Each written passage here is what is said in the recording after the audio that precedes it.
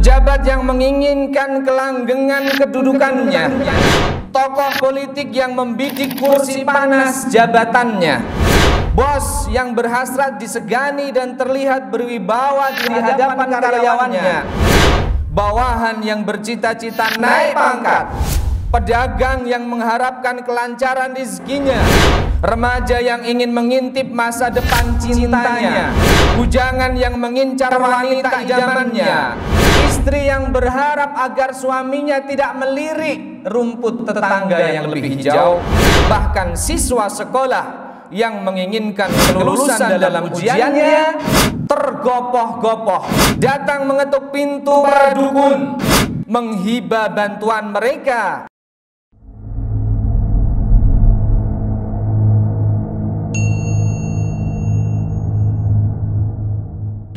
Jamaah Jum'ah yang dirahmati Allah Subhanahu wa taala, di antara potret keindahan ajaran Islam, selain mengajarkan karakter tawakal, agama kita juga memotivasi umatnya agar umatnya berikhtiar, berdaya upaya dan berusaha untuk menggapai keinginan serta cita-citanya.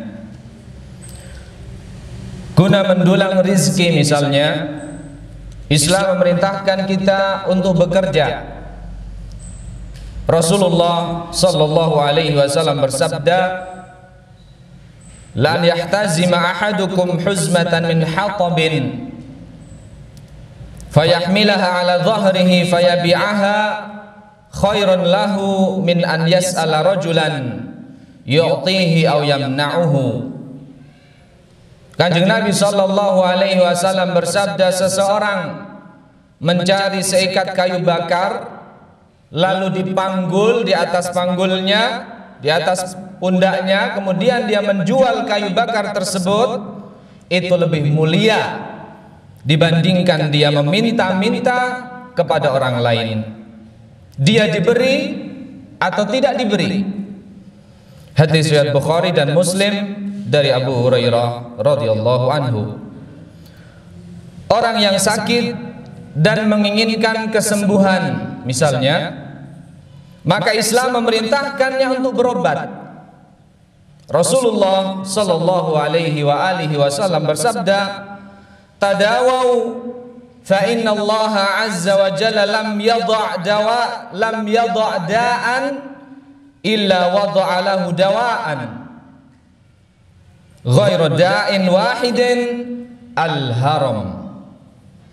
Rasulullah sallallahu alaihi wasallam bersabda, berobatlah, berobatlah, sesungguhnya Allah azza wa jalla tidak menurunkan penyakit melainkan Dia menciptakan obatnya, kecuali satu penyakit, yaitu penyakit tua. Hadis riwayat Abu Dawud dari Usamah bin Syarik radhiyallahu anhu. Ma'asyiral muslimin rahimani wa rahimakumullah. Namun demikian, dalam hal ikhtiar, Islam tidaklah membebaskan umatnya berlaku sekehendaknya, tidak membebaskan kita berbuat semau kita tanpa aturan.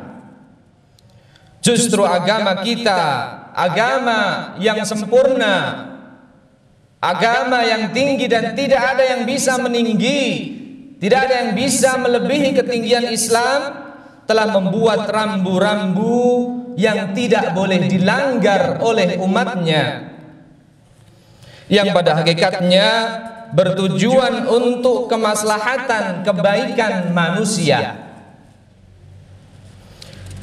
dalam perkara duniawi maupun perkara ukhrawi. Kaum muslimin rahimani wa rahimakumullah, di antara rambu-rambu ikhtiar yang amat disayangkan masih sering dilanggar, termasuk di negeri kita, yaitu larangan Islam untuk memanfaatkan jasa perdukunan atau paranormal, tukang sihir, santet, dan semisalnya. Tidak sedikit di antara anggota masyarakat kita dengan berbagai strata kehidupan mereka, beragam latar belakang ideologi, tingkatan pendidikannya, dan kebutuhannya, masih menganggap bahwa pergi ke dukun ini sebagai bentuk ikhtiar yang lazim. Padahal di KTP mereka tertulis agama Islam. Pejabat yang menginginkan kelanggengan kedudukannya, tokoh politik yang membidik kursi panas jabatannya, bos yang berhasrat disegani dan terlihat berwibawa di hadapan karyawannya, bawahan yang bercita-cita naik pangkat, pedagang yang mengharapkan kelancaran rezekinya, pengusaha yang berkeinginan untuk menjatuhkan saingan bisnisnya, orang yang apes karena rumahnya disatroni maling dan ingin agar hartanya ditemukan kembali, remaja yang ingin mengintip masa depan cintanya, bujangan yang mengincar wanita idamannya, istri yang berharap agar suaminya tidak melirik rumput tetangga yang lebih hijau, bahkan siswa sekolah yang menginginkan kelulusan dalam ujiannya.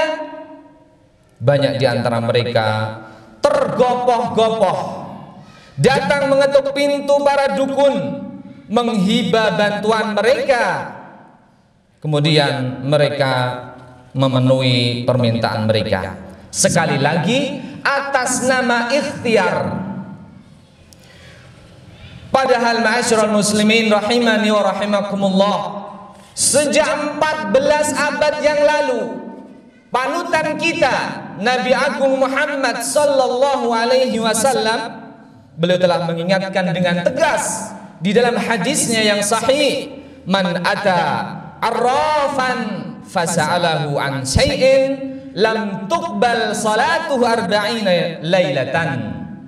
Barang siapa yang mendatangi dukun atau peramal lalu ia bertanya tentang sesuatu kepadanya, maka solatnya tidak diterima selama 40 malam. Hadis riwayat Muslim. Hadis yang lain berbunyi lebih keras lagi ancaman Nabi sallallahu alaihi wasallam, man atakahinan aw sahiran fasaddaqahu bima yaqul faqad kafara bima unzila ala Muhammadin sallallahu alaihi wasallam. Barang siapa yang mendatangi tukang sihir atau dukun lalu mempercayai apa yang dikatakannya, maka dia telah kufur terhadap apa yang telah diturunkan kepada Nabi Muhammad sallallahu alaihi wasallam. Hadis riwayat Al-Imam Bazzar dari Ibnu Mas'ud radhiyallahu anhu. Hadirin jamaah Jum'ah rahimani wa rahimakumullah. Barangkali ada sebagian kalangan yang bertanya-tanya, mengapa Islam begitu keras dalam hal ini? Sebenarnya bukan keras. Sebenarnya Islam tidak keras seperti yang mereka tuduhkan. Islam adalah agama yang sempurna, agama yang mulia, tidak ada kekerasan di dalamnya. Karena semuanya telah dijelaskan oleh Islam, hal-hal yang baik dijelaskan, diperintahkan oleh Islam, yang bermaslahat diperintahkan oleh Islam, yang menghancurkan atau yang memudaratkan kaum muslimin dilarang oleh Islam. Maka sebelum menjawab kebimbangan di atas, ada satu hal yang seharusnya selalu diingat setiap insan. Manakala Islam melarang suatu perbuatan, maka ketahuilah bahwa perbuatan tersebut merusak atau mendatangkan kerusakan yang fatal dan mengakibatkan bahaya yang besar bagi pelakunya, baik di dunia maupun di akhirat. Sekalipun barangkali perbuatan itu mengandung beberapa manfaat, maka jika dicermati dengan teliti, ternyata manfaat tadi bila dibandingkan dengan keburukan yang ditimbulkannya jelas tidak ada apa-apa.